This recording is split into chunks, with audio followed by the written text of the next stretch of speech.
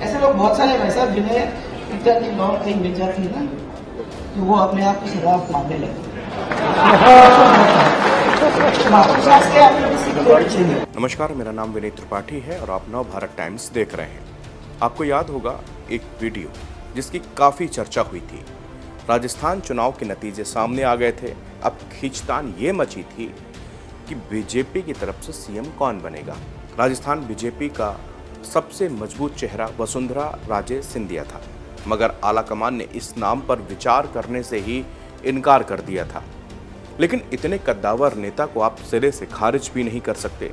BJP ने इसका ख्याल रखा कि वसुंधरा राजे को नाराज न किया जाए। वसुंधरा को मनाने की जिम्मेदारी सौंपी गई थी राजनाथ सिंह को। राजनाथ सिंह जब सीएम पद के नाम का ऐलान करने राजस्थान पहुंचे तो वहां पर उनके पास एक पर्ची मौजूद थी।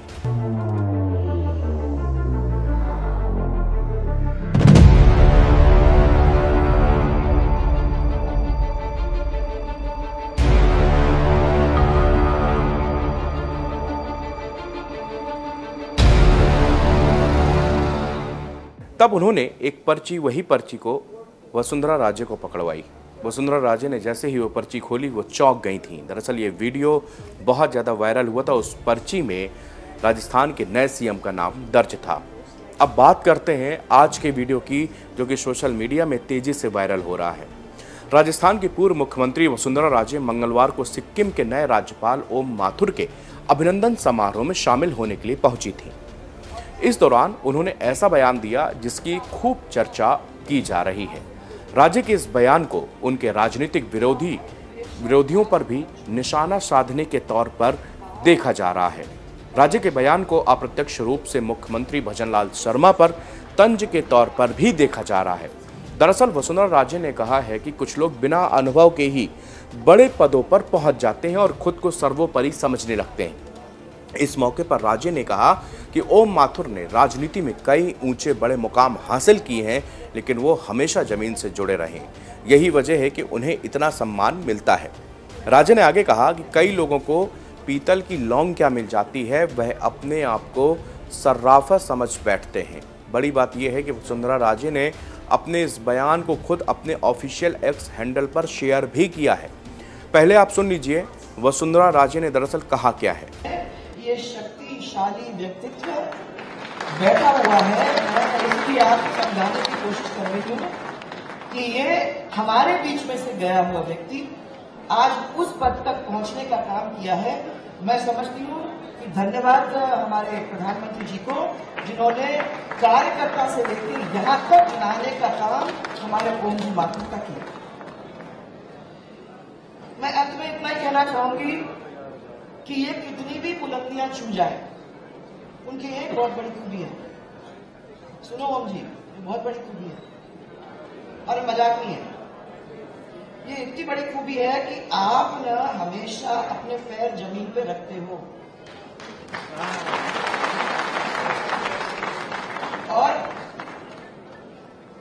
आपको समझ में है ये बात कि कितने भी हम ऊपर चले जाएं, ये जमीन नहीं खिसकनी चाहिए अपने पैरों के नीचे से।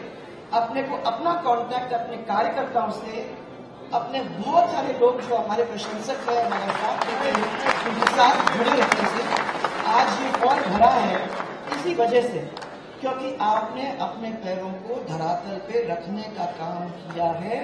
और ये असंख्य लोग, बहुत सारे लोग जो यहाँ बैठे हुए हैं, तो इसी की वजह से बैठे हुए। नहीं तो क्या होता है भाई साहब, ऐसे लोग बहुत सारे हैं, ऐसे लोग बहुत सारे भाई साहब जिन्हें पिता की लौंग कहीं मिल जाती है ना तो वो अपने आप को शराब मारने लगते।